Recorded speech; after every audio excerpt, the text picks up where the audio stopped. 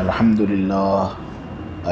لله نحمده ونستعينه ونستغفره ونؤمن به ونتوكل عليه ونعوذ بالله من شرور أنفسنا ومن سيئات أعمالنا من يهده الله فلا مضل له ومن يضلله فلا هادي له ونشهد أن لا إله إلا الله وحده لا شريك له ونشهد أن سيدنا ومولانا وحبيبنا محمدا عبده ورسوله الحمد لله وكفى والصلاة والسلام على رسوله المصطفى وعلى عباده الذين ارتضى ومن بهداهم اهتدى وبآثار أهل المدينة اكتفى أعوذ بالله من الشيطان الرجيم بسم الله الرحمن الرحيم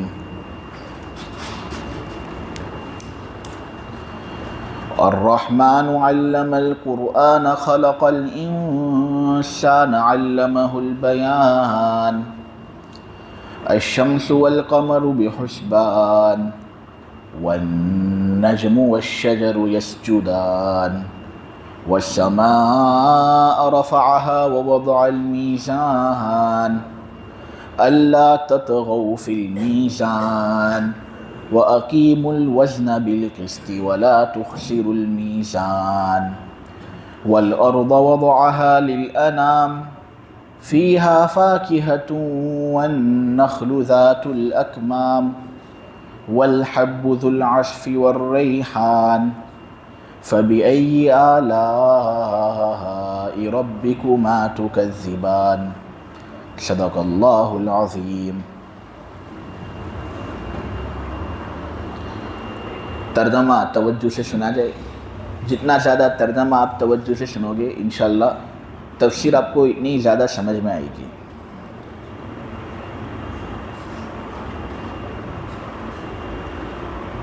وہی رحمت والا خدا ہے جس نے قرآن کی تعلیم دی، انسان کو پیدا کیا، اس کو بولنا سکھایا۔ سورج اور چاند ایک حساب میں جکڑے ہوئے ہیں، تارے اور درخت اللہ کے سامنے سجدہ کرتے ہیں۔ نجم کا ایک ترجمہ ستاروں سے کیا جاتا ہے اور ایک ترجمہ نجم کا بیلوں سے کیا جاتا ہے کہ بیلیں اور درخت اس کے سامنے سجدہ کرتے ہیں۔ آسمان کو اللہ ہی نے بلند کیا اور ترازو کو اسی نے قائم کیا، یہ اس لیے تاکہ تم تولنے کے اندر ظلم نہ کرو اور تم ٹھیک ٹھیک سے وزن کیا کرو انصاف کے ساتھ، اور وزن کرنے کے اندر کمی مت کرنا۔ زمین کو ساری مخلوقات کے لیے اسی نے بچھایا، اس زمین کے اندر میوے ہیں اور ایسے کھجور کے درخت ہیں جس کے خوشوں پر غلاف چڑھا ہوا ہے۔ زمین کے اندر بھوسے والا غلہ بھی ہے اور خوشبودار پھول بھی۔ اے انسان اور جنات کی جماعتیں، تم اپنے پروردگار کی کون کون سی نعمتوں کو جھٹلاؤ گے؟ یہ آپ لوگوں کے سامنے سورہ رحمان کی چند آیتوں کا ترجمہ کیا گیا۔ سورہ رحمان کے اندر 78 آیتیں ہیں، اس کے اندر رکوع 3 ہے، اور الفاظ اور ورڈز اس صورت کے اندر دیکھا جائے تو 351 تقریباً الفاظ ہیں، اور حروف کی تعداد تقریباً اس صورت کے اندر ہے 1636۔ اللہ تبارک و تعالیٰ کا فضل اور احسان ہے کہ ہم ایک حرف قرآن کا پڑھتے ہیں نا تو اللہ تبارک و تعالیٰ ہم کو 10 اجر دیتا ہے ایک حرف کو پڑھنے پر۔ اور آدمی اگر اخلاص کے ساتھ پڑھتا ہو اللہ کا استحضار رکھ کر پڑھتا ہو، قرآن کے آداب کی رعایت کرتے ہوئے پڑھتا ہو، رو رو کر قرآن پڑھتا ہو، رونا نہ آئے تو رونے کی کیفیت بنا کر قرآن پڑھتا ہو، معانی پر غور کرتا ہو، معنی سیکھتا ہو، بلند جگہ پر مصحف کو رکھے ہوئے ہو، بات چیت بالکل بھی نہ کرے جب قرآن کی تلاوت ہو، تو پھر اللہ تبارک و تعالیٰ وہ جو اجر کا میٹر ہے نا بہت زیادہ اونچا کر دیتے ہیں، اور وہ کتنا اونچا ہوتا ہے وہ ہم کو بھی نہیں معلوم۔ اللہ تبارک و تعالیٰ کا یہ خصوصی فضل ہے۔ میرے پیارو، جب اس سورت کے اندر 1636 حروف ہے تو انشاءاللہ کم سے کم اجر جو اس سورت کو پڑھنے پر ہم کو ملے گا وہ ہے 16,360، اور پھر آداب کی رعایت کرنے پر یہ اجر بہت زیادہ آگے جا سکتے ہیں، بہت زیادہ بڑھ سکتا ہے۔ اس لیے ہم کو خوب کثرت سے قرآن کی تلاوت کرنی چاہیے۔ اس سورت کے اندر جو پہلا لفظ ہے وہ ہے رحمان۔ دراصل رحمان کا مطلب ہوتا ہے وہ ذات جو سب پر بہت زیادہ رحمت برسائے اور بہت زیادہ نرمی سب پر کرے۔ یہ لفظ اللہ تبارک و تعالیٰ کے ساتھ خاص ہے، کسی انسان اور اس کی کسی مخلوق کو رحمان کہنے کی اجازت نہیں، کیونکہ رحمان کا مطلب ہوتا ہے وہ ذات جو سب پر بہت زیادہ رحمت کرے، اور کوئی بھی دنیا کا حصہ ایسا نہ ہو جو اس کی رحمت سے خالی ہو، جو کفار پر بھی رحم کرے، انسانوں پر بھی رحم کرے، بڑوں پر بھی رحم کرے، چھوٹوں پر بھی رحم کرے۔ دنیا کا کوئی حصہ جس کی رحمت سے خالی نہ ہو اس ذات کو کہتے ہیں رحمان۔ اب ظاہر سی بات ہے اللہ کے علاوہ کوئی اور ہے نہیں جس کی رحمت اتنی زیادہ عام ہو، اس لیے یہ لفظ اللہ تبارک و تعالیٰ کے ساتھ خاص ہے۔ بنو حنیفہ مسیلمہ کذاب کے لیے یہ لفظ استعمال کرتے تھے۔ علماء نے بڑی تنقید کی اس پر کہ الف لام ہو رحمان میں یا الف لام نہ ہو، یعنی الرحمن ہو یا رحمان ہو، دونوں اللہ تبارک و تعالیٰ کے ساتھ خاص ہے۔ ہاں، رحیم کے مقابلے میں رحمان کے اندر زیادہ رحمت کا معنی پایا جاتا ہے، اس لیے رحمان اللہ کے ساتھ خاص، رحیم ہم مخلوق پر بھی بول سکتے ہیں، اس کے لیے عبد الرحیم بولنے کی ضرورت نہیں، ہم رحیم بھی کسی کو کہہ سکتے ہیں۔ نبی کریم صلی اللہ علیہ وسلم کو رحیم کہا گیا ہے۔ رحیم کے اندر رحمت کا معنی رحمان کے مقابلے میں کم ہے۔ وجہ یہ ہے کہ عرب کے اندر ایک قاعدہ ہے کہ وہ لفظ جس کے اندر حروف زیادہ ہوں اس کے اندر معنی بھی زیادہ ہوتا ہے، اور جس لفظ کے اندر حروف کم اس کے اندر وہ معنی بھی کم۔ اب آپ دیکھیں رحیم کے اندر کتنے حروف ہیں؟ 4، را، ہا، یا، میم، اور رحمان کے اندر 4 کے مقابلے میں 5 ہے، را، ہا، میم، الف، نون۔ تو رحمان کے اندر چونکہ 5 حروف ہیں اور زیادہ حروف زیادہ معنی پر دلالت کرتے ہیں، معلوم ہوا رحمت والا معنی رحمان میں رحیم کے مقابلے میں زیادہ ہے، اس لیے رحمان اللہ کے ساتھ خاص۔ اور رحمان کے اندر ایک خصوصیت یہ بھی ہے اس لفظ اور اس معنی کے اندر کہ یہ بات بتاتا ہے کہ جو آدمی یا ذات اس کے ساتھ متصف ہوگی اس کے اندر معنی پہلے تو بہت زیادہ ہوگا لیکن وہ جلد سے جلد ختم ہو جائے گا۔ جیسا میں غالباً یہاں پر بیان بھی کر چکا ہوں کہ دیکھو عرب کے اندر ایک لفظ ہوتا ہے غضبان، اور عربی کے اندر ایک لفظ ہوتا ہے سکران۔ غضبان کا مطلب بھڑک اٹھا، آدمی بھڑک اٹھا، یہ کیا ہو رہا ہے، بھڑک اٹھتے ہیں نا، تو غضبان کا مطلب یہ۔ لوگ اس کا ترجمہ کرتے ہیں غصے والا ہونا، نہیں، غصہ ہونا الگ، بھڑک اٹھنا الگ۔ پہلے اس معنی کے اندر زیادتی ہوتی ہے نہ، پھر وہ معنی ختم ہو جاتا ہے، پھر وہ غصہ ٹھنڈا بھی ہو جاتا ہے، تو یہ غضبان۔ اور سکران کا مطلب ہوتا ہے مدہوش، نشے کے اندر مست، یعنی اگر کسی نے بہت زیادہ نشے والی چیز پی لی ہو، نہ وہ نشے میں بہت زیادہ آ گیا ہو، نہ پھر اس کا نشہ ختم بھی ہو گیا ہو، تو اس کو کہتے ہیں سکران۔ مست آدمی ہے، مستانہ ہے، نشے والا ہے۔ اسی طرح اس وزن پر ہے رحمان، غضبان، سکران، اور یہ وزن ہے رحمان۔ رحمان کا مطلب ہوتا ہے پہلے بہت زیادہ رحم کرنے والا، ہر ایک پر رحم کرنے والا، چھوٹی سی چھوٹی مخلوق سے لے کر بڑی سی بڑی مخلوق پر رحم کرنے والا، لیکن یہ رحمت جلد سے جلد ختم ہو جائے گی اور پھر سب پر رحمت نہیں ہوگی، خاص لوگوں پر ہی رحمت ہوگی۔ اللہ رحمان ہے دنیا میں، سب پر رحم کرے گا دنیا میں، کفار کو بھی کھلائے گا، مسلمانوں کو بھی کھلائے گا، چھوٹی مخلوق پر بھی رحم کرے گا، بڑی مخلوق پر بھی رحم کرے گا۔ لیکن یہی رحمت والا جو معنی ہے انہیں آخرت میں ختم ہو جائے گا کہ کفار پر پھر آخرت میں رحم ہونے والا نہیں ہے، ان کو تو جہنم کے اندر اللہ ڈالے گا، اور بہت سی مخلوق پر رحم کرے گا، بہت سی مخلوق پر اللہ تبارک و تعالیٰ اپنا عذاب نازل کرے گا۔ تو چونکہ رحمان کے اندر رحمت والا معنی دنیا کے ساتھ ہی خاص ہے، پھر یہ جا کر ختم ہو جاتا ہے آخرت میں، اس لیے یہ وزن رحمت کے لیے استعمال کیا گیا۔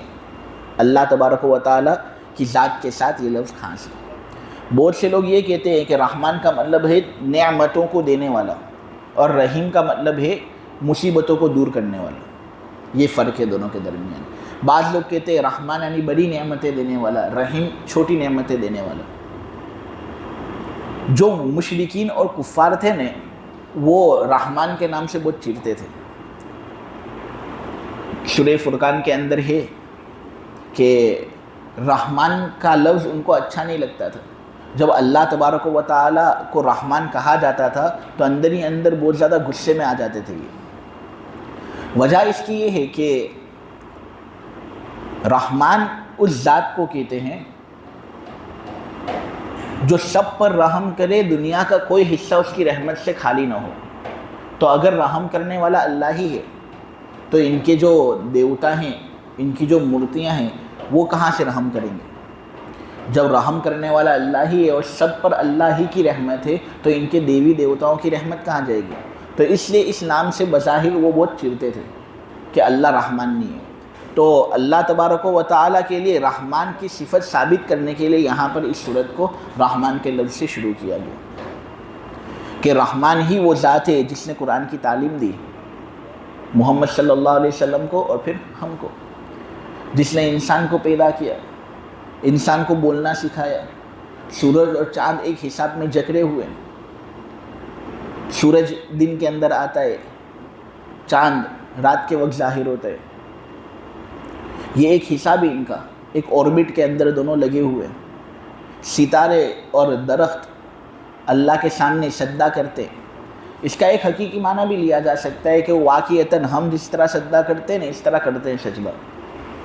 اب اس کی کیفیت کس طرح وہ ہم کو معلوم نہیں، لیکن ان کے اندر بھی احساس ہے۔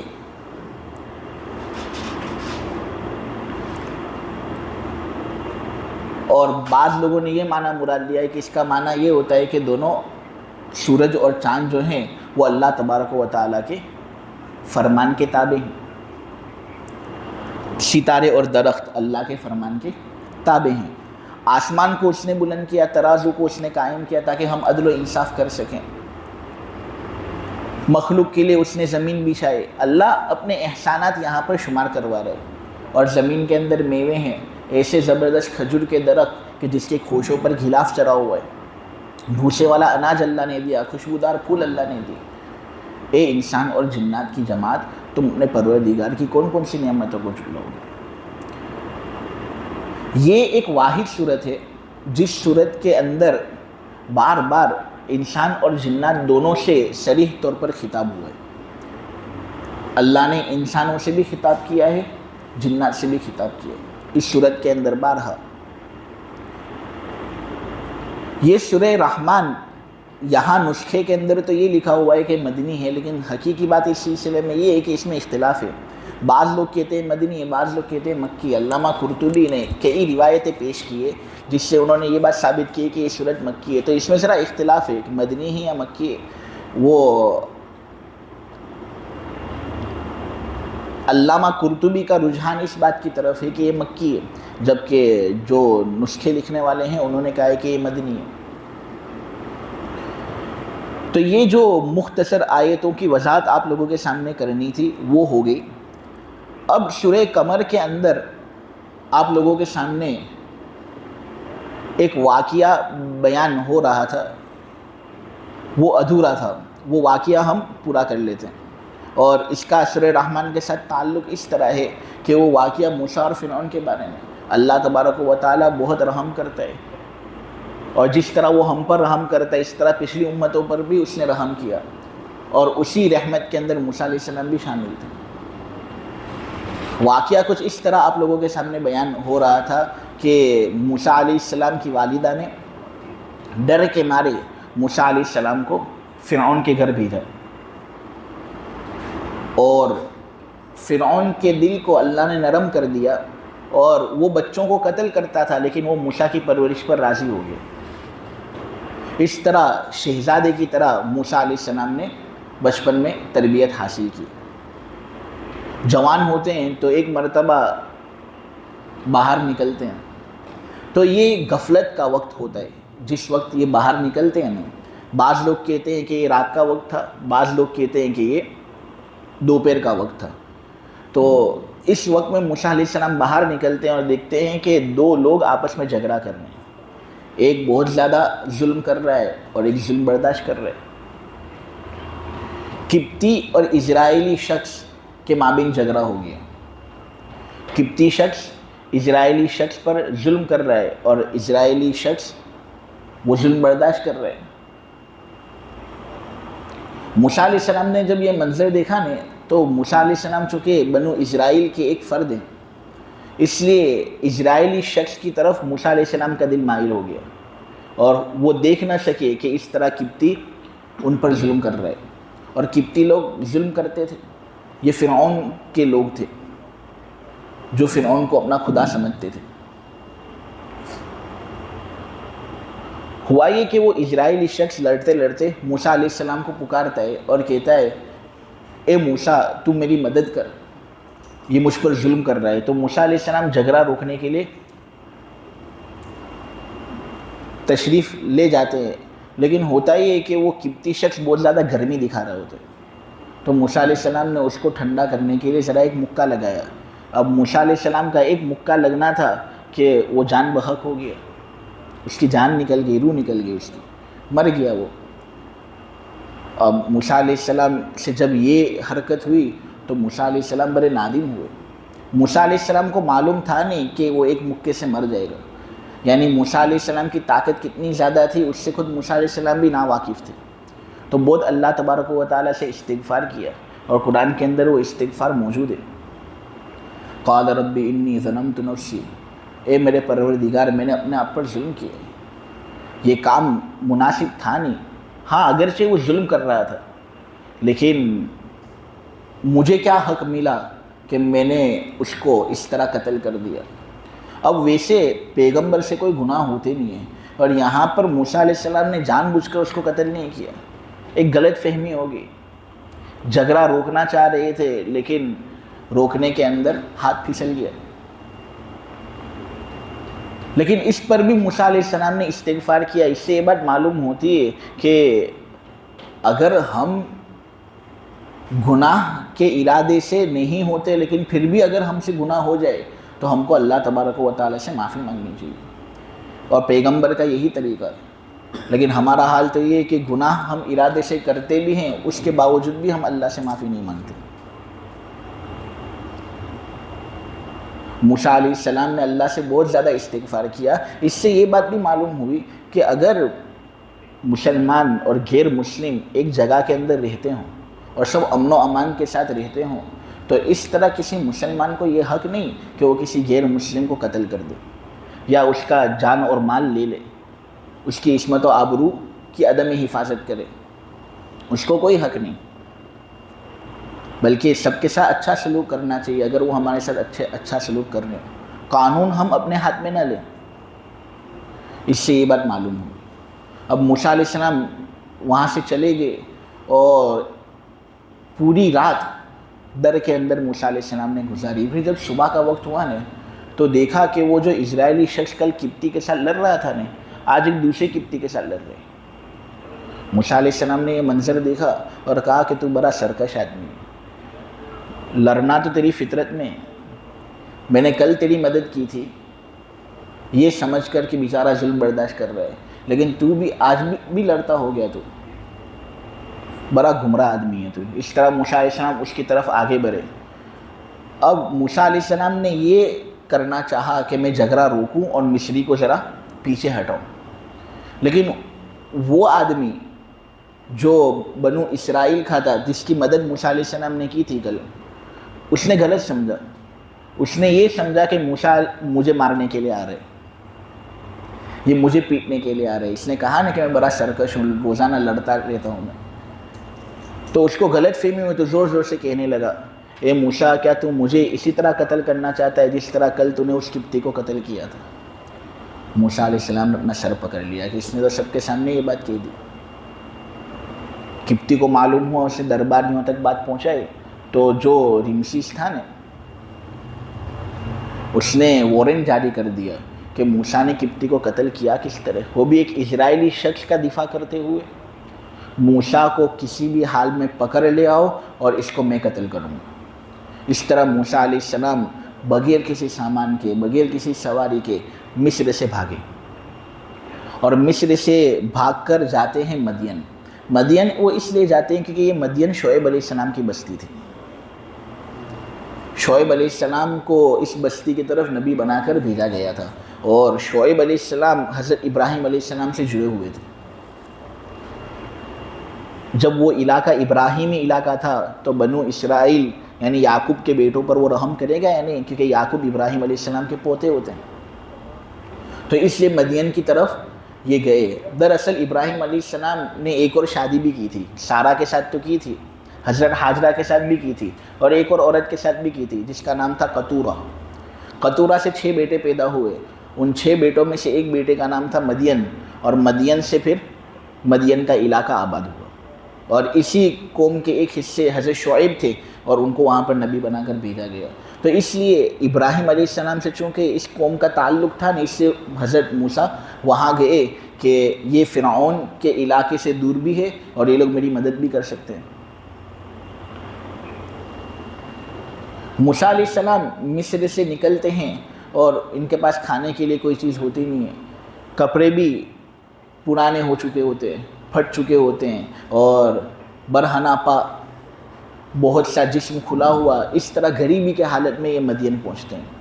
مدین آج کے زمانے میں گوگل پر اگر ہم البدع ٹائپ کریں تو مدین ہمارے سامنے نظر آتا ہے. آج بھی عربی کے اندر اس علاقے کو ارض مدین ہی کہا جاتا ہے.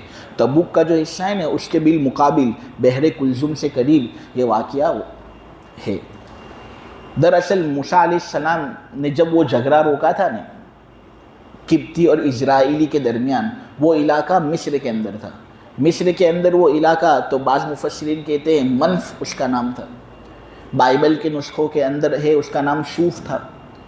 اور بعض لوگ کہتے ہیں جیسے مولانا عبد الماجد دریابادی، انہوں نے تفسیر ماجدی کے اندر اپنا میلان یہ ظاہر کیا ہے کہ وہ علاقہ ممفس تھا، جس علاقے کے اندر موسیٰ علیہ السلام سے قتل ہوا.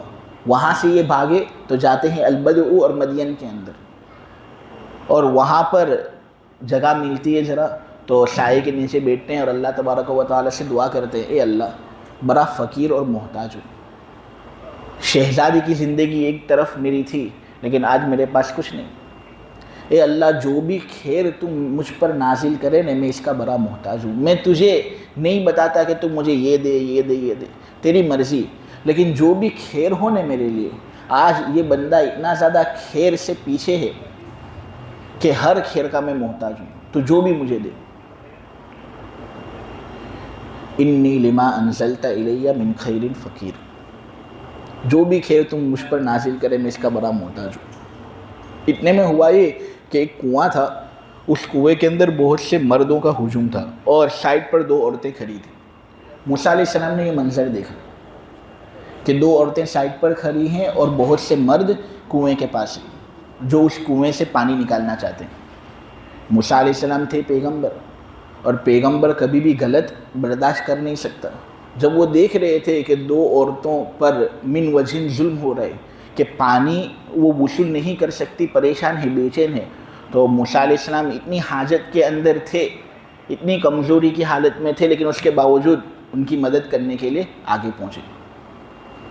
اس سے ایک سبق ہم کو ملتا ہے، یہ کہ جب بھی ہم کوئی چیز دیکھیں جو غلط ہو رہی ہو ہم فوراً اس کو روکنے کی کوشش کریں۔ موسیٰ علیہ السلام نے یہاں پر یہی کیا۔ وہاں پر ان 2 عورتوں سے پوچھا کہ تمہارا کیا حال ہے، ما خطبکما، تو انہوں نے کہا کہ دراصل ہمارے جو والد ہیں وہ بہت بوڑھے ہو چکے ہیں، گھر کے اندر کوئی مرد نہیں ہے، ہم عورتوں کو ہی سب کام کرنا پڑتا ہے، ہمارے والد صاحب تو باہر نکل نہیں سکتے، ہم پانی لینے کے لیے یہاں پر آئے تھے لیکن ہم دیکھ رہے ہیں مردوں کا ہجوم اتنا زیادہ ہے، اب یہ لوگ سب پانی پلا لیں گے، اس کے بعد ہم پانی پلائیں گے، اب اس وقت پانی ملتا بھی ہے یا نہیں کیا معلوم، ہماری بکریاں اس طرح پیاسی رہ جائیں گی، بکریاں اگر پانی نہیں پئیں گی تو پھر ہم بکریوں سے فائدہ کس طرح اٹھا سکتے ہیں، ان کا دودھ کس طرح پی سکیں گے۔ موسیٰ علیہ السلام نے کہا رکو 2 منٹ، تم مجھے پہلے یہ بتاؤ کہ یہاں پر کوئی دوسرا کنواں ہے یا نہیں۔ تو عبداللہ ابن عباس بیان کرتے ہیں کہ ان 2 عورتوں نے ایک دوسرا کنواں بتایا حضرت موسیٰ کو اور کہا یہ دوسرا کنواں ہے لیکن اس سے ہم پانی اس لیے نہیں لیتے کیونکہ اس کے اوپر ایک بہت بڑا پتھر ہے، وہ پتھر کو ہٹانا پڑے گا پھر ہم پانی نکال سکیں گے، اور پتھر ہٹانا ہم عورتوں کے لیے تو بہت دور کی بات، کوئی مرد بھی اٹھا نہیں سکتا اس کو، اور مردوں کی ایک جماعت بھی ہو تب بھی اس کو اٹھا نہیں سکتے۔ موسیٰ علیہ السلام نے کہا چلو دیکھ لیتے ہیں۔ موسیٰ علیہ السلام گئے وہاں پر اور بڑی آسانی سے وہ پتھر ہٹایا۔ لڑکیوں نے وہ منظر دیکھا اور بہت حیران ہو گئی کہ یہ وہ کام ہے جو ایک جماعت بھی نہیں کر سکتی، اس آدمی نے تو بڑی آسانی سے اس پتھر کو ہٹا دیا، اور اس طرح موسیٰ علیہ السلام نے ان کی بکریوں کو ان کے لیے پانی پلایا اور واپس پھر اپنے سائے کے اندر چلے گئے۔ بہت سے اسباق ملے ہیں ہمیں۔ ایک سبق یہ ملا کہ اگر ضرورت کے موقع پر ایک مرد کو غیر محرم کے ساتھ بات بھی کرنی پڑے اور غیر محرم عورت کو ایک اجنبی مرد کے ساتھ ضرورت کی وجہ سے بات کرنی پڑے تو بات کر سکتے ہیں۔ ایسا نہیں کہ آدمی ہمیشہ خاموشی رہے، نظر ہی نیچی رکھے، نہیں تو زندگی کس طرح چلے گی۔ تو ضرورت کی وجہ سے آدمی بات کر سکتا ہے، جس طرح موسیٰ نے اجنبی عورتوں سے بات کی اور اجنبی عورتوں نے موسیٰ سے بات کی۔ اور یہ بھی معلوم ہوا اس سے کہ اگر عورتوں کے لیے ضروری ہو تو وہ گھر سے باہر بھی نکل سکتے ہیں۔ یہاں باپ بیمار تھا، بوڑھا ہو چکا تھا، کوئی گھر کے اندر دوسرا مرد نہیں تھا، تو گھر بار چھوڑ کر یہ عورتیں باہر نکلی نا۔ ہاں عام متن ان کو گھر کے اندر ہی رہنا چاہیے۔ آج تو بہت زیادہ عام ہو چکا ہے یہ کہ معمولی شاپنگ کرنے کے لیے باہر نکل جاتے ہیں، یہ صحیح نہیں ہے، ان کو گھر کے اندر ہی رہنا چاہیے۔ لیکن اگر ضرورت ہے، کوئی کھانے کی چیز لانی ہے لیکن کوئی گھر میں مرد ہے ہی نہیں، تو اگر وہ اس طرح پردہ کا خیال رکھتے ہوئے باہر نکلیں تو کوئی حرج نہیں، اس واقعے سے یہ بات معلوم ہے۔ اس طرح حضرت موسیٰ علیہ السلام نے ان کی مدد کی اور مدد کر کے فارغ ہوئے کہ اتنے میں ان 2 عورتوں میں سے ایک عورت بڑی شرماتے ہوئی حضرت موسیٰ علیہ السلام کے پاس آتی ہے اور کہتی ہے کہ اے آدمی، میرے والد جو ہے نا وہ تم کو بلا رہے ہیں، دراصل تم نے ہمارے ساتھ حسن سلوک کیا نا، اس حسن سلوک کا بدلہ وہ تم کو دینا چاہتے ہیں۔ موسیٰ علیہ السلام فوراً تیار ہو گئے، اور وہ عورت جو آئی تھی نا بڑی شرماتی ہوئی آئی تھی۔ قرآن کے اندر ہے فَجَاءَتْهُ إِحْدَاهُمَا تَمْشِي عَلَى اسْتِحْيَاءٍ، شرماتے ہوئے وہ آئی تھی۔ روایتوں کے اندر ہے کہ اپنی آستین کو اپنے چہرے پر رکھا تھا۔ اس وقت پردے کا مکمل حکم نازل نہیں ہوا تھا، پردے کا جو مکمل حکم ہے وہ تو ہماری شریعت میں نازل ہوا، وہ بھی بعد میں، لیکن پھر بھی حیا کا تقاضا یہ تھا کہ اپنے چہرے کو چھپا کر وہ حضرت موسیٰ کے پاس آئی۔ حضرت موسیٰ نے وہ دعوت قبول کی۔ اب یہ جو لڑکی کے والد صاحب تھے وہ کون تھے، اس میں مفسرین کا ذرا اختلاف ہو گیا ہے۔ بعض مفسرین جیسے حضرت حسن بصری اور مالک ابن انس وہ یہ کہتے ہیں کہ اس سے مراد حضرت شعیب علیہ السلام ہے، یعنی وہ پیغمبر جن کو مدین کی طرف بھیجا گیا تھا۔ بعض لوگ یہ کہتے ہیں، ابو عبیدہ، طبری نے ابو عبیدہ کے حوالے سے بیان کیا ہے کہ یہ جو آدمی تھا ان لڑکیوں کا باپ یہ یسرون تھا، حضرت شعیب نہیں تھے، یسرون تھے، اور یہ حضرت شعیب کے بھتیجے تھے، برادر زادہ۔ بعض لوگ یہ کہتے ہیں کہ حضرت شعیب کے خاندان کا ایک مومن مرد تھا، ہم کو اس کا نام معلوم نہیں، اور طبری نے حضرت عبداللہ ابن عباس کے حوالے سے ایک روایت یہ بیان کی ہے کہ یہ یسری تھا، یسری بائبل کے اندر اس کا نام یسرو لکھا گیا. یہ مدین کا ایک شخص تھا جس کی عزت لوگ بہت کرتے تھے. اب یہاں حضرت موسیٰ علیہ السلام بدلہ لینے کے لیے پہنچے. اب موسیٰ علیہ السلام دراصل جو بھی کام کرتے تھے اللہ کے لیے کرتے تھے, اس میں بدلہ دنیا والوں سے وہ نہیں لیتے تھے. اب وہاں پر ایک بزرگ آدمی ان کو بلا رہا ہے, اس لیے وہ گئے ان کی عزت کرنے کے لیے, کہ ان کو ایسا نہ لگے کہ میں نے ان کی بات مانی بھی نہیں اور ان کے پاس ان کے بلانے کے باوجود میں نہیں گیا, اس لیے وہ چلے گئے. لیکن کوئی بدلہ لینا وہ چاہتے نہیں تھے. تو ہوا یہ کہ جب حضرت شعیب یا یسنون یا جو بھی, انہوں نے وہ کھانا ان کے سامنے پیش کیا کہ تم کھاؤ, تو انہوں نے کہا نہیں میں کھانا نہیں کھاؤں گا. روایتوں کے اندر ہے یہ, ابو حازم کے حوالے سے منقول ہے کہ انہوں نے صراحتاً کہہ دیا کہ میں کھانا نہیں کھاؤں گا.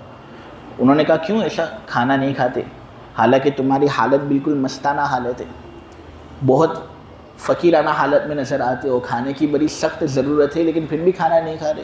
موسیٰ علیہ السلام نے یہ کہا کہ میں کھانا اس لیے نہیں کھاتا کیونکہ میرا یہ عقیدہ ہے کہ میں جو بھی کام اللہ کی خاطر کرتا ہوں نا, تو دنیا کے اندر جو کوئی بھی مجھے جو بھی اس کے بدلے میں دے, اور وہ پہاڑوں کی شکل میں سونا بھی کیوں نہ ہو, میں اس کو قبول نہیں کروں گا.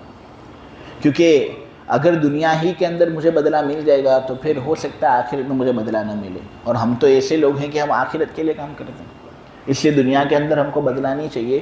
تو حضرت شعیب نے یہ بات کہی کہ دیکھو میں یہ جو کھانا تم کو کھلا رہا ہوں نا, یہ اس لیے نہیں کھلا رہا تھا کہ تم کو بدلہ مل جائے, دراصل یہ میں مہمان نوازی کر رہا ہوں. میری عادت یہ تھی, میرے آبا اور اجداد کی عادت یہ تھی, ابراہیم وغیرہ, کہ ہم لوگ مہمان نوازی بہت عالیشان طریقے سے کرتے تھے. تم ہمارے مہمان بن کر آئے, اس لیے ہم تمہاری مہمان نوازی کر رہے ہیں, اس سے کھا لو. تو انہوں نے کھا لیا. ہوا یہ کہ موسیٰ علیہ السلام کے اخلاق سے حضرت شعیب اور ان کی بیٹیاں اتنی زیادہ متاثر ہو گئی کہ ان دو بیٹیوں میں سے ایک بیٹی جو ان کو بلانے کے لیے گئی تھی نا, جن کا نام تھا صفورہ, وہ اپنے والد صاحب سے کہتی ہے اے والد صاحب یہ لڑکا جو ہے نا یہ محنتی بھی بہت ہے اور امانت دار بھی, اور ہم کو مزدور کی ضرورت ہے. دیکھو پانی لینے کے لیے ہم کو جانا پڑتا ہے باہر, تو اگر آپ مزدوری کے لیے اس محنتی اور امانت دار شخص کو رکھ لو تو بہت بہتر ہوگا, ہم اس کو کچھ مزدوری دے دیں گے اور اس کی مزدوری حاصل کریں گے. اس سے یہ بات معلوم ہوئی کہ اگر کوئی آدمی ملازم کو رکھنا چاہے نا تو ایسے ملازم کو رکھے جو محنتی بھی ہو اور امانت دار ہو. ملازم کے اندر دو چیزیں ہونی چاہیے, ایک یہ کہ وہ محنتی ہو, اور نمبر دو کہ وہ امانت دار ہو. اگر وہ امانت دار ہے ماشاءاللہ حافظ صاحب ہے, لیکن محنت ہی نہیں کرتا, مت رکھو اس کو, ورنہ آپ کا دھندا نیچے چلا جائے گا.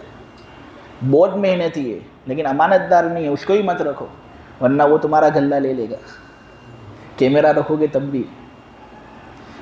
امانت دار ہو اور محنتی ہو, مائنڈیڈ ہو, تو ایسے آدمی کو ملازم رکھنا چاہیے. بس دو چیزیں.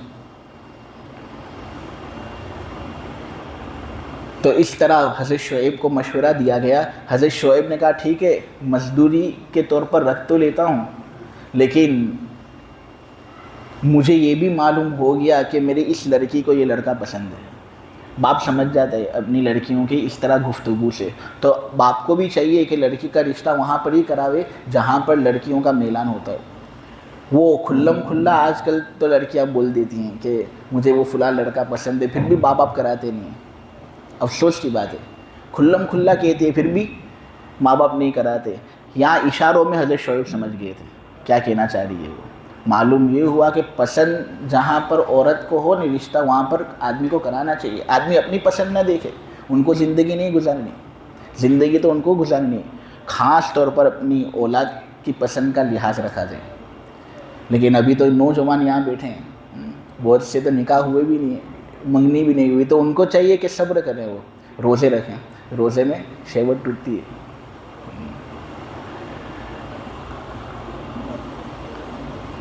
حضرت موسیٰ علیہ السلام کے ساتھ حضرت شعیب نے نکاح کی بات ڈالی اور کہا کہ میں اپنی لڑکی کا نکاح تجھ سے کرانا چاہتا ہوں, لیکن ایک شرط پر. وہ شرط یہ ہے کہ تو یہاں میری خدمت کرے گا اور میری مزدوری کرے گا. 8 سال تک تجھے میری محنت کرنی ہے, مزدوری کرنی ہے, تو میں صفورہ کا نکاح تجھ سے کرا دوں گا. موسیٰ علیہ السلام دل ہی دل کے اندر سوچ رہے تھے کہ ایک زمانہ ایسا تھا کہ میرے پاس کچھ تھا نہیں، مستانہ حالت اور فقیرانہ حالت کے اندر آیا تھا، لیکن لوگوں کی مدد کرنے کی وجہ سے آج الحمدللہ کھانا بھی مل رہا ہے، نوکری بھی مل رہی ہے، عورت بھی مل گئی۔ معلوم یہ ہوا لوگوں کے ساتھ اچھا سلوک کرو، اللہ تمہیں اچھا دے گا۔ ہم جتنا لوگوں کے ساتھ اچھا سلوک کریں گے اللہ ہمارے ساتھ اچھا کرے گا۔ حضرت موسیٰ نے منظور کر لیا اور 10 سال تک رہے۔ 8 سال کی بات ہوئی تھی لیکن 10 سال تک رہے اور محنت مزدوری کی، اور پھر بالآخر جب ان کو ایسا لگا کہ اب مصر جانا ہے، مصر کے اندر میرے لوگ ہیں اور اتنے سب میرے لوگ ظلم کا شکار بنے ہوئے ہیں، تو میں یہاں پر کس طرح زندگی گزار سکتا ہوں؟ اب تو مجھے بڑا کام کرنا ہے، مصر جانا ہے، میری والدہ سے ملنا ہے، میری بہن سے ملنا ہے، میرے بڑے بھائی سے ملنا ہے، اور ہو سکتا ہے کہ 10 سال ہو گئے تو لوگ بھول بھی چکے ہوں وہ قتل والا واقعہ، تو میں جاتا ہوں۔ تو اس طرح حضرت موسیٰ علیہ السلام اپنی بیوی صفورہ کے ساتھ مدین چھوڑ کر نکل پڑے۔ وہاں حضرت صفورہ کے ساتھ موسیٰ علیہ السلام کو ایک لڑکا بھی ہو گیا تھا، اس لڑکے کا نام تھا جرشون، جیم یا را سین واو نون، جرشون۔ اس کے ساتھ یہ 3 نکل پڑے اور جزیرہ سینا کا سفر انہوں نے طے کیا۔ وہاں پر جاتے ہیں تو موسیٰ علیہ السلام جب مصر چھوڑ کر، ممفس چھوڑ کر مدین آئے تھے تو کیسی حالت تھی؟ پیروں میں جوتے نہیں تھے، حالت مستانہ، کوئی سواری نہیں، کوئی سامان نہیں، اس طرح بھاگ بھاگ کر مدین پہنچے تھے، تو ظاہر سی بات ان کو راستہ یاد ہونے والا نہیں ہے، تو راستہ یہ بھول گئی ہے کہ کون سی راستہ مجھے اختیار کرنا ہے۔ انہیں ٹھنڈی بھی بہت سخت تھی، یہ بھی ٹھنڈی محسوس کر رہے تھے اور ان کے گھر والے بھی ٹھنڈی محسوس کر رہے تھے، ان کا ایک بچہ بھی تھا۔ تو موسیٰ علیہ السلام آگ کی تلاش میں تھے وہاں جزیرہ سینا میں۔ وہ جزیرہ سینا آج بھی آدمی دیکھتا ہے، نہیں تو دیکھتا رہ جاوے یار کیسا زبردست صحرا، لیکن ایک طرح سے آدمی خوف بھی محسوس کرتے ہیں کہ اس پیغمبر نے اکیلے یہ صحرا کس طرح پار کیا تھا۔ تو یہ آگ کی تلاش میں تھے، اتنے میں ان کو آگ نظر آتی ہے۔ یہ اپنی اہلیہ سے کہتے ہیں قرآن کے اندر یہ جو بیان جس طرح کیا گیا ہے میرے عزیزوں، کتنی سب چیزیں سیکھنے کو ملتی ہیں ہم کو اس قرآن کی آیت سے۔ جب انہوں نے آگ دیکھی نے تو انہوں نے کہا اپنی اہلیہ سے کسو، ٹھہرو ٹھہرو، جمع کا صیغہ بہو وچن استعمال کیا، اپنی بیوی سے بات چیت کرتے ہوئے ٹھہرو ٹھہرو، یہ نہیں ٹو ٹھہر۔ معلوم ہوا کہ جب اپنی بیوی سے بات کرے تو عزت سے بات کرے، ان کے ساتھ اچھی طریقے سے گفتگو کرے۔ موسیٰ اپنی اہلیہ کے ساتھ کس طرح بات کرتے تھے؟ ٹھہرو ٹھہرو۔ 10 سال ہو گئے تھے اس کے بعد بھی ہم شروع میں تو بات کر لیتے ہیں بہت اچھی میٹھی میٹھی باتیں، لیکن پھر جب 10 سال 20 سال ہو جاتے ہیں تو آدمی چیمپئن بن جاتے ہیں، پھر وہ کسی کو عزت نہیں دیتا۔ نہیں، بہت غلط بات ہے یہ۔ آدمی عزت دے اپنی اہلیہ کو بھی اور اپنے بچوں کو بھی۔ ہم اپنے بچوں کو عزت دیں گے، بچے ہمیں کو عزت دیں گے انشاءاللہ۔ وہ پہلا زمانہ پورا ہو گیا۔ پہلا زمانہ کیسا تھا کہ ماں باپ مار بھی دیتے تھے نا بچوں کو تو بچے فرما بردار ہو جاتے تھے۔ آج کل کے بچے ایسے نہیں ہیں، وہ آنکھیں بتاتے، آنکھیں دکھاتے۔ اب عقل مندی یہ ہے کہ آدمی زمانے کے اعتبار سے اپنے آپ کو ٹال لے۔ اس طرح بچوں کے لیے ان کی یہ حرکت مناسب نہیں ہے، وہ اپنی جہنم اس طرح تیار کر رہے ہیں۔ ماں باپ کی ذرا سختیوں کو برداشت نہیں کرتے اور آنکھیں بتاتے ہیں، تو ان کو بہت زیادہ اللہ سے ڈرنا چاہیے۔ لیکن ایک والد جو ہے، جو شادی کرتا ہے، بچے اور فیملی وغیرہ سنبھالتا ہے، اس کو یہ سب چیزیں ذرا جاننی چاہیے۔ ہم سب کو عزت دیں، سب کے ساتھ آپ میں بات کریں، یہ تعظیم والی گفتگو، عزت دیں گے عزت ملے گی۔ موسیٰ علیہ السلام نے کہا کہ تم ٹھہرو ذرا، میں آگ لے کر آتا ہوں تاکہ ہم راستہ بھی حاصل کر لیں اس کی روشنی کے ذریعے سے، اور ہماری یہ جو ٹھنڈی ہے وہ ٹھنڈی بھی ختم ہو جائے، تستلون، ہم کو گرمی حاصل ہو۔ تو موسیٰ علیہ السلام اس آگ کا پیچھا کرتے، ان کو نہیں معلوم تھا کہ وہ آگ جو تھی نا وہ حقیقی آگ نہیں تھی۔ وہ لینے گئے تھے آگ، لیکن ان کو ایک ایسی چیز ملنے والی تھی جو بہت اونچی تھی۔ مفسرین نے ایک نکتہ یہ بیان کیا ہے کہ ان کو اپنے گھر والوں کا چونکہ بہت زیادہ خیال تھا نا کہ ان کو گرمی نصیب ہو، ٹھنڈی ان کی دور ہو، اپنے گھر والوں کے ساتھ عزت کے ساتھ برتاؤ، تو اللہ تبارک و تعالیٰ نے اس کے بدلے میں ان کو پیغمبری سے نوازا۔ گھر والوں کے ساتھ اچھا سلوک کی سوچ جو تھی نا، اس کی وجہ سے اللہ نے ان کی زندگی کے اندر برکت ڈالی۔ وہ آگ کے قریب جاتے ہیں لیکن جب آگے بڑھتے تو آگ پیچھے جاتی، وہ دائیں طرف جاتے ہیں تو آگ بائیں طرف جاتی ہے، وہ بائیں طرف جاتے ہیں آگ دائیں طرف جاتی ہے. اس طرح وہ آگ ان کو جبل موسیٰ پر لے جاتی ہے. جبل موسیٰ پر چڑھتے ہیں، یہ آگ کی پیروی کرتے ہیں ڈرتے ڈرتے کہ کیا ہے یہ، کچھ عجیب ہی چیز، ایسی چیز تو میں نے اپنی زندگی میں کبھی نہیں دیکھی. کہ جب اس جبل اور اس پہاڑ پر پہنچتے ہیں اور اندر جانے کی باری آتی ہے انہیں، تو ایک ایسی زبردست آواز ان کو آتی ہے کہ اے موسیٰ اپنے جوتے اتار، فخلا نعلیک. اب وہ آواز ایسی تھی کہ آدمی اس کو بیان نہیں کر سکتا، نہ آگے سے آ رہی تھی نہ پیچھے سے آ رہی تھی، نہ دائیں جانب سے آ رہی تھی، نہ وہ ہر طرف سے آ رہی تھی، کیونکہ یہ اللہ کی آواز تھی، اللہ کا کلام تھا یہ. اے موسیٰ اپنے جوتے اتار، تو مقدس وادی طویٰ کے اندر پہنچ چکا ہے. اب جو بھی معاملے تیرے ساتھ ہونے والے ہیں وہ معمولی آدمی کے معاملے نہیں ہیں، اب تجھ سے لیا جائے گا کام. اب محنت اور مشقت کی زندگی اب شروع ہونے والی ہے. مدین کے اندر محنت کی، مدین سے پہلے محنت ہوئی، مصر سے جب تو بھاگا تب محنت ہوئی، جب تو بچہ تھا اور تیری ماں نے تجھے دریا کے اندر ڈال دیا تھا جب محنت ہوئی. نہیں، وہ تو کچھ نہیں تھا. اصل محنت تو اب شروع ہونے والی ہے، اب ہونے والا ہے اصل امتحان. دیکھ تیرے ہاتھ میں ایک لاٹھی ہے، اس لاٹھی کو پھینک. موسیٰ علیہ السلام نے وہ لاٹھی پھینکی، وہ بن گیا عصا. موسیٰ علیہ السلام بہت ڈر گئے. یہ ایک طبعی ڈر تھا، طبعی خوف تھا جو موسیٰ علیہ السلام کو لاحق ہوا کہ یہ کس طرح ایک لاٹھی سانپ بن جاتی ہے، وہ بھی اتنا خطرناک سانپ. اور پھر کہا کہ تو اپنا ہاتھ اپنے گریبان کے اندر رکھ اور اس کو باہر نکال. موسیٰ نے یہ کیا تو ان کا صحیح سالم ہاتھ باہر نکلا، صحیح سالم، چمکتا ہوا روشن، ید بیضا. موسیٰ علیہ السلام کو اللہ نے کہا یہ 2 نشانیاں میں تجھے دیتا ہوں، تجھے اب جانا ہے فرعون کے پاس. جس فرعون سے تو بھاگا تھا اسی فرعون کے پاس تجھے جانا ہے اور اس سے 2 چیزوں کے مطالبے کرنے ہیں. ایک تو یہ کہ اللہ پر ایمان لے آئے. یہ جو کہہ رہا ہے کہ میں سب سے بڑا رب ہوں، میں ہی تمہارا خدا، یہ کہنا اس کا غلط ہے. اس کا میں خدا ہوں، اس کو یہ کہنا. اور اس کے ساتھ جب تم بات کرو نا تو بڑی نرمی سے بات کرنا. نرم بات کرو گے لوگوں کے ساتھ، لوگوں کو بات سمجھ میں آئے گی. اس طرح سختی والی بات، اے تو والی بات ہو تو اگرچہ آدمی حق پر ہوتا ہے لیکن لوگ سمجھتے نہیں سمجھتے. نرمی کے ساتھ. بہت سے جو تاجر لوگ ہوتے ہیں نا ان کو بھی میں ایک نصیحت کرتا ہوں کہ جب بھی کوئی گاہک آپ کے پاس آئے ان کو عزت دے، نرمی کے ساتھ بات کریں. تم اگر مہنگی چیز بیچ بھی رہے ہو، مہنگی چیز بھی لے لیں گے وہ، لیکن اس وقت جب تم عزت دو گے تب. ورنہ اگر اس طرح آدمی خروش بیٹھا رہتا ہے، یہ لے لو یہ لے لو، آدمی اپنی جگہ پر بیٹھا رہتا ہے، خراب بھی نہیں ہوتا، ان کو عزت بھی نہیں دیتا، تو تم جتنی بھی سستی چیز بیچ رہے ہو وہ لے گا نہیں. ہمیشہ یہ چیز میں نے جب سے الحمدللہ تجارت شروع کی ہے، اللہ الحمدللہ بہت دیتا ہے، لیکن ایک چیز میں نے دیکھی کہ جب سے ہم نے عزت دی اللہ نے ہم کو بہت دیا. عزت لوگوں کو دیں، اللہ تبارک و تعالی بدلہ تم کو دے گا.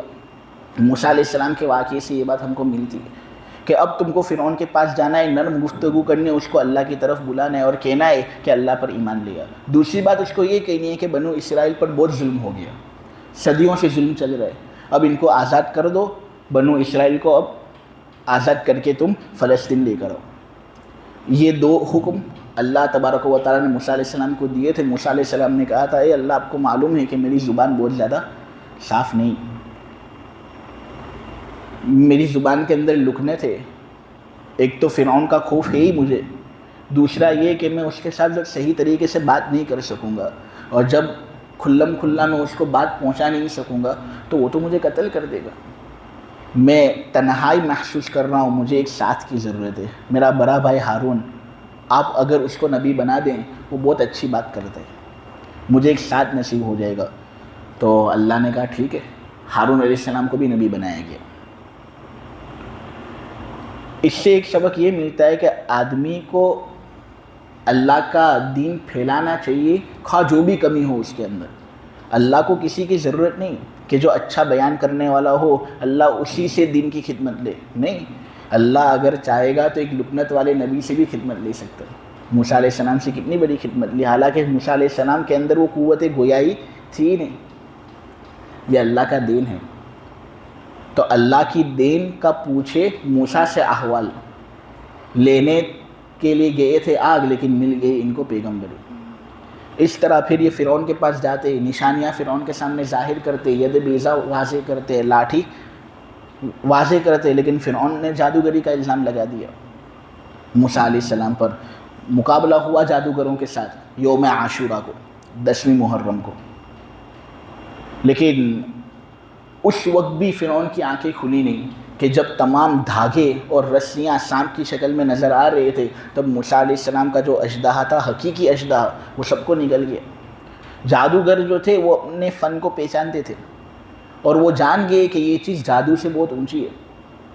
اگر یہ جادو ہی ہوتا تو اتنے سب جادوگروں پر ایک جادوگر غالب نہ آتا، لیکن اس کا یہ سانپ ہمارے تمام سانپوں پر غالب آ گیا، یہ جادوگری سے اوپر ایک چیز ہے۔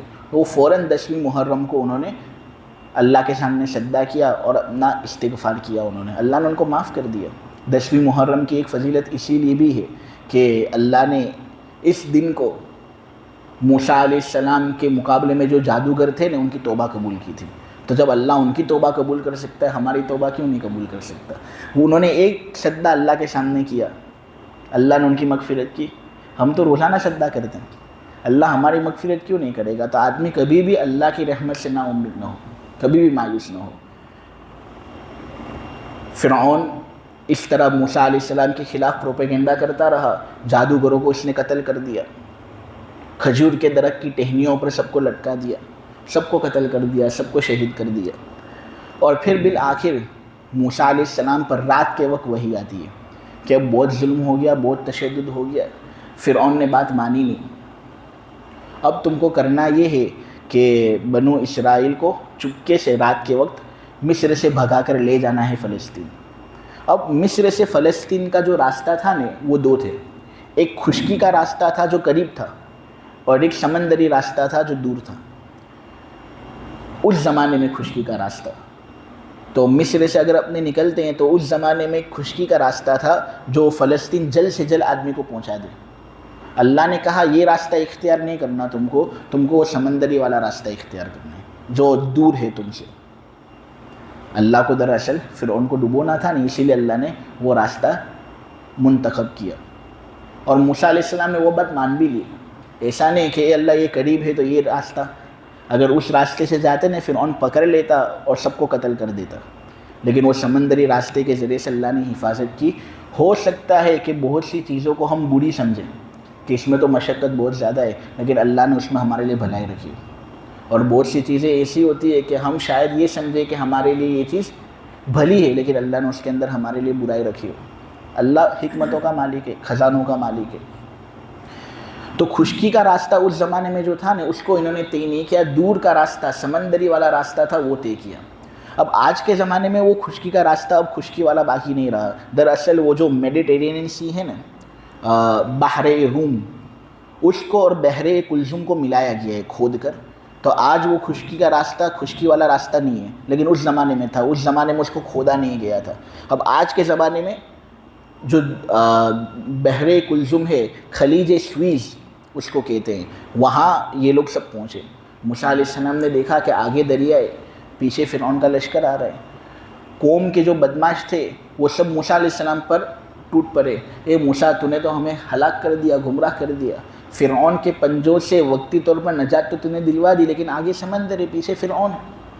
موسیٰ علیہ السلام کا اس وقت بھی ایمان ڈگمگایا نہیں، اور کہا کہ دیکھو میں اپنے اعتبار سے یہاں پر نہیں آیا ہوں، اگر میں اپنے اعتبار سے یہاں پر آتا نہیں تو بات الگ ہوتی، میں بھی شاید تم لوگ کی طرح واویلا کرتا، لیکن اللہ نے مجھے یہاں بلایا ہے، ضرور میرا پروردگار مجھے ہدایت دے گا۔ اتنے میں یکایک وحی آتی ہے کہ جو تمہاری لاٹھی ہے نا، اس لاٹھی کو لو اور سمندر پر مارو۔ سمندر پر انہوں نے ضرب لگائی تو سمندر سے راستے نکلے، وہ راستہ ان لوگوں نے پار کیا۔ فرعون نے پار کرنا چاہا، رمسیس نے، لیکن جب موسیٰ علیہ السلام اور ان کے جتنے بھی متبعین ہیں سب پار کر کے دوسری طرف چلے گئے تو اللہ نے وہ سمندر ان پر بند کر دیا۔ اس وقت فرعون نے ایمان قبول کیا، ڈوب رہا تھا، جان گلے تک پہنچ گئی، تب اس نے ایمان قبول کیا۔ آمنتو، میں ایمان لایا اس رب پر جس رب پر بنو اسرائیل ایمان لاتے ہیں۔ تو اس وقت اللہ تبارک و تعالیٰ کی طرف سے آواز آئی، اور قرآن کے اندر یہ لفظ بڑا سخت ہے، آلان اب الان وقد عصیت قبل وکنت من المفسدین، تجھے پوری زندگی میں نے دی تھی، اتنی لمبی عمر تھی، ایک مرتبہ میرا نام لے لیتا تو، اتنی سرکشی، اتنے سب لوگوں کو تو نے مارا، اتنا ظلم تو نے کیا، اور اب تو ایمان لے آ رہے۔ میں نے تو موسیٰ سے یہ بھی بات کہی تھی کہ اس کے ساتھ ذرا نرمی اور عزت والی بات کرنا، ہو سکتا ہے اس کا دل نرم ہو جائے، لیکن تو نے کسی چیز کی طرف توجہ نہیں دی، اب تو ایمان قبول کر رہا ہے۔ اب جب جان گلے تک پہنچ جائے نہیں تو کسی کا ایمان معتبر نہیں۔ فَالْيَوْمَ نُنَجِّيكَ بِبَدَنِكَ لِتَكُونَ لِمَنْ خَلْفَكَ آیَةً، تیرا جو جسم ہے نا ہم اس کو باقی رکھیں گے، قیامت تک باقی رکھیں گے، تاکہ جتنے بھی بعد والے لوگ ہیں نا وہ تیرا جسم دیکھ کر یہ سوچے کہ یہ ہوتا ہے انجام ان لوگوں کا جو اللہ کی نافرمانی کرتے ہیں۔ آج اس کا جسم ایجپٹ کے میوزیم کے اندر ہے۔ مورس بکالی ایک ڈاکٹر ہے، اس نے اسلام قبول کر لیا جب اس کو پتہ چلا کہ یہ جو جسم ہے نا یہ تو رمسیس ڈوم کا جسم ہے جو موسیٰ کے زمانے میں تھا۔ اللہ نے واقعتاً اس کا جسم باقی رکھا اور میوزیم کے اندر رکھا، تاکہ جتنے بھی لوگ ہیں وہ اس کا جسم دیکھ کر غور کریں کہ یہ ہوتا ہے ان لوگوں کا انجام جو اللہ کو چیلنج کرتے ہیں۔ قرآن کی آیت بالکل حرف بحرف صادق ہوئی یا نہیں؟ اس کے بعد موسیٰ علیہ السلام غالباً 110 یا 120 سال تک زندہ رہے، پھر ان کا انتقال ہوا۔ انتقال کا واقعہ بھی بڑا عجیب و غریب نسائی کے اندر ہے۔ حضرت ابو ہریرہ بیان کرتے ہیں کہ موت کا فرشتہ ان کے پاس آتا ہے اور موت کا فرشتہ ان سے کہتا ہے عمران کے بیٹے اب وقت آ چکا ہے، ہم تجھے لینے کے لیے آئے ہیں۔ تو موسیٰ علیہ السلام نے کہا کہ اچھا مجھے لینے کے لیے آئے ہیں، یہاں پر اس طرح ایک تماچا مار دیا ملک الموت کو۔ اتنا خطرناک تماچا تھا، صحیح حدیث، کہ اس کی آنکھ چلی گئی ملک الموت کی، نظر نہیں آتا تھا ان کو۔ وہ اللہ تبارک و تعالیٰ کے پاس گیا ملک الموت اور کہنے لگا کہ اے اللہ یہ تیرا بندہ تو مرنا نہیں چاہتا، میں اس کو تیری طرف بلانے کے لیے لے گیا لیکن یہ تو مرنا نہیں چاہتا ابھی۔ اللہ نے کہا ٹھیک ہے بھائی، میرے بندے کی مرضی، یہ میرا لاڈلا بندہ ہے، اس کو کہو کہ دیکھو ایک گائے لے لو، اس کے اوپر جتنے بال ہیں نا ان بالوں پر اپنا ہاتھ پھرا لو، جتنے بال پر اس کا ہاتھ جائے گا نہیں اس ایک بال کے بدلے میں 1 سال کی زندگی اس کو دی جائے گی۔ تو اگر 1000 بال ہوں اس گائے پر انہوں نے ہاتھ اس پر پھیرا لیا تو 1000 سال کی زندگی ان کو مل جائے گی۔ اس طرح ملک الموت نے وہ بات موسیٰ علیہ السلام کو پہنچائی۔ موسیٰ علیہ السلام نے کہا اس کے بعد 1000 سال کے بعد کیا؟ تو پھر کل نفس ذائقۃ الموت، ہر جان کو مرنا ہے۔ اگر ہمیشہ زندہ رہنا کسی کے لیے ہوتا تو محمد صلی اللہ علیہ وسلم ہمیشہ زندہ رہتے، کیونکہ ان سے بہتر تو کوئی تھا نہیں۔ لیکن جب حضرت محمد صلی اللہ علیہ وسلم کو بھی بالآخر دنیا سے انتقال کرنا پڑا تو پھر سب کو مرنا ہے۔ اس کے بعد موت، تو پھر موسیٰ علیہ السلام نے کہا تو پھر تو لے ہی لو، پھر اگر مرنا ہی ہے تو یہ تلخ گھونٹ مجھے بھی پینا ہے۔ اس طرح موسیٰ علیہ السلام کا پھر انتقال ہوا۔ ایک سرخ ٹیلا ہے اس کے قریب موسیٰ علیہ السلام کی قبر ہے۔ نبی کریم صلی اللہ علیہ وسلم نے کہا کہ اگر میں چاہوں نے تو تم کو ابھی بھی وہ قبر بتا سکتا ہوں جہاں موسیٰ علیہ السلام دفن ہوئے۔ اور معراج کی رات میں نبی کریم صلی اللہ علیہ وسلم نے موسیٰ علیہ السلام کو نماز پڑھتے ہوئے بھی دیکھا۔ اور اس طرح اللہ تبارک و تعالیٰ نے موسیٰ علیہ السلام پر رحم کیا اور ان کی زندگی کا خلاصہ آپ کے سامنے پیش کیا گیا۔ سورہ قمر کے اندر ہے کہ فرعون کے پاس بہت سے خبردار کرنے والے آئے، موسیٰ علیہ السلام آئے، ہارون علیہ السلام آئے، لیکن اس نے ساری نشانیوں کو جھٹلایا۔ تو ہم نے اس کو ایک ایسی پکڑ میں لے لیا جو ایک زبردست قدرت والے کی پکڑ ہوتی ہے۔ پھر ہم لوگوں سے کہا جا رہا ہے کہ تم لوگ جو ہو کیا تم فرعون سے بہتر ہو؟ نہیں، فرعون کے پاس تم سے زیادہ طاقت تھی، لیکن اللہ نے جب فرعون کو ہلاک کیا نافرمانی پر تو اللہ تم کو بھی ہلاک کر سکتا ہے۔ اس لیے ہم ہمیشہ اللہ تبارک و تعالیٰ سے ڈرتے رہیں، نیکیاں کرتے رہیں، گناہوں سے اللہ کی پناہ مانگتے رہیں۔ وصلی اللہ تعالیٰ علی خیر خلقہ محمد وعلی آلہ وصحبہ اجمعین۔